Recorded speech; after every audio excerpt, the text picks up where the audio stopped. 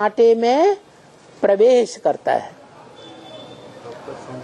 तब तक संगम युग। तो ज्यादा ज्यादा संगम युग कितने साल का है? 100 साल का। कब पूरे होंगे? 36-37 में। 36-37 तक दुनिया की 500-700 करोड़ मनुष्य आत्माएं कोई न कोई जीवित रहेंगी या नहीं रहेंगी? रहेंगी। तो जो जीवित रहेंगी वो उस समय पतित आत्माओं के बीच में होंगी या कुछ पावन होंगी? पावन होंगी। हाँ, दुनिया की सबसे पतित लाइन में खड़ी हुई है। हाँ,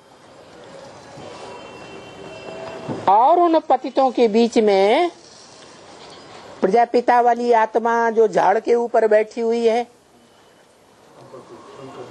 वो भगवान के साकार रूप में प्रत्यक्ष होगी या नहीं होगी? क्योंकि दुनिया की सदगति तो तभी होगी जब दुनिया भगवान को पहचानेगी। सर्व का सदगति दाता एक।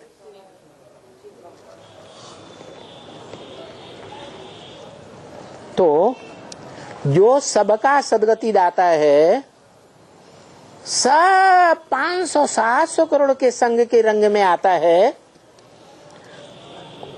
500-700 करोड़ मनुष्य आत्माएं उसको पहचानती हैं, जो मुरली में भी बोला।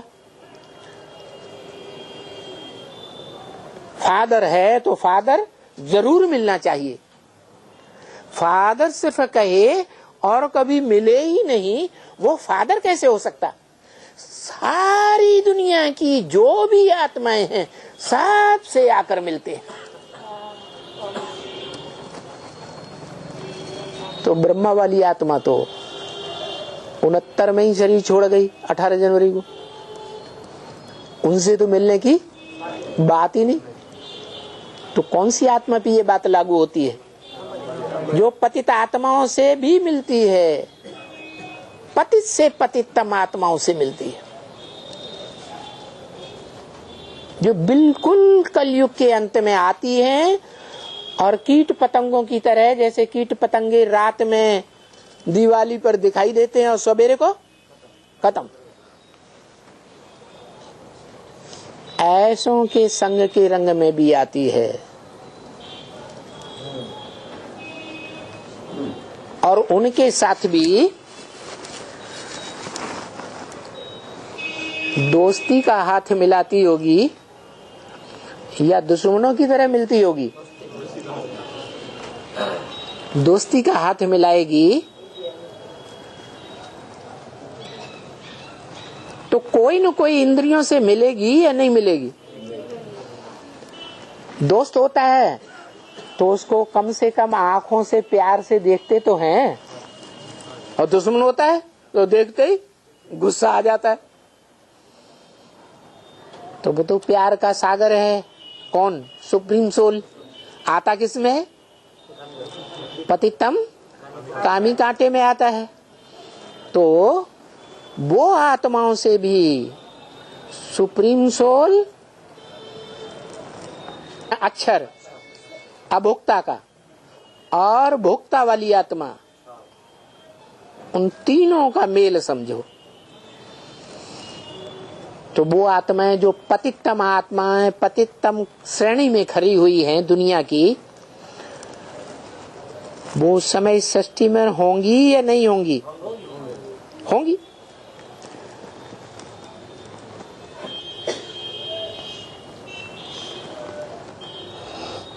तो ये अव्यक्त आत्माओं का जो संग के रंग से अव्यक्त बनती हैं,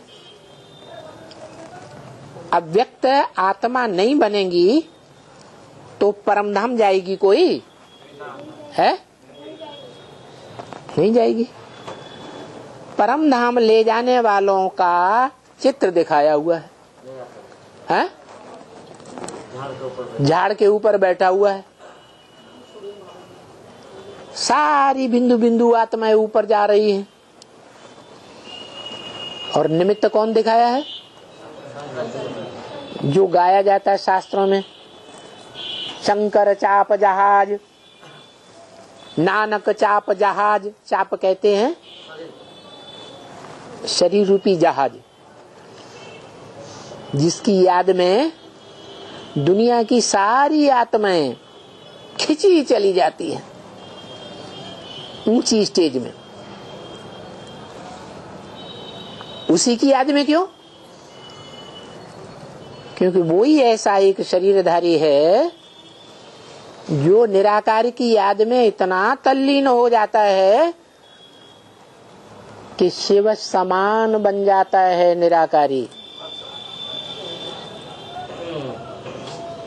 इसलिए उसके शरीर को भी जो याद करते हैं तो भी पार चले जाते हैं जहाज को।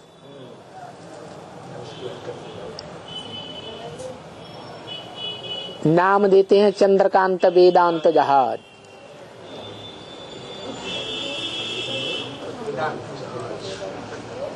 उसको रामायण में नाम दिया है शिव का धनुष। धनुष कहो, चाप कहो, मुकर्रर रथ कहो, किसका रथ है? उसको आकुपाई किसने किया? शिव ने। तो शिव का धनुष हुआ ना।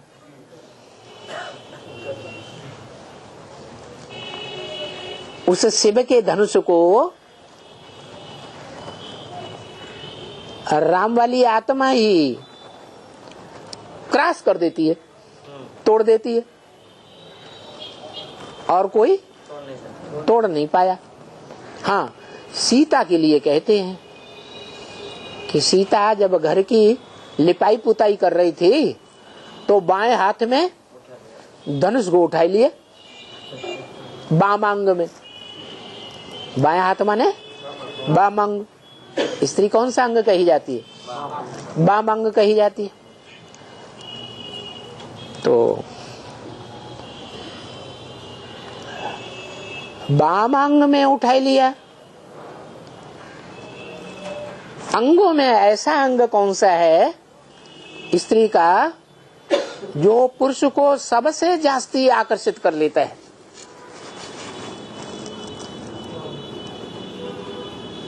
इतना आकर्षित करता है कि सारी जीवन याद आती है, अंत मते सो गते हो जाती है। क्या गति हो जाती है?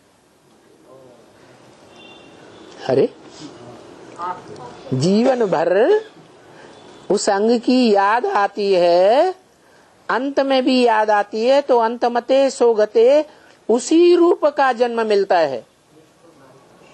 नहीं समझ में आया क्या? पुरुष को कौन सा जन्म मिलता है?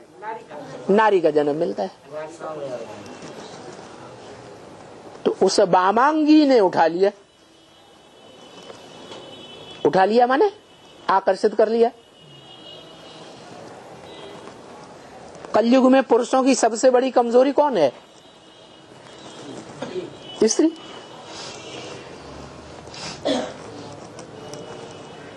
तो राम वाली आत्मा जो इतना मनन चिंतन मंथन का पुरुषार्थ करती है, इतना बीज रूप स्टेज में टिकने का पुरुषार्थ करती है,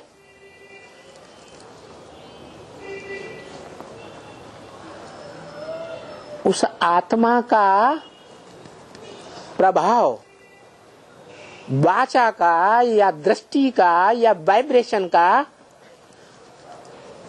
दुनिया वालों की बात छोड़ दो, ब्राह्मणों की दुनिया में भी क्यों नहीं पूरा पड़ता है, जो सब निश्चय बुद्धि हो जाएं सदा काल के लिए।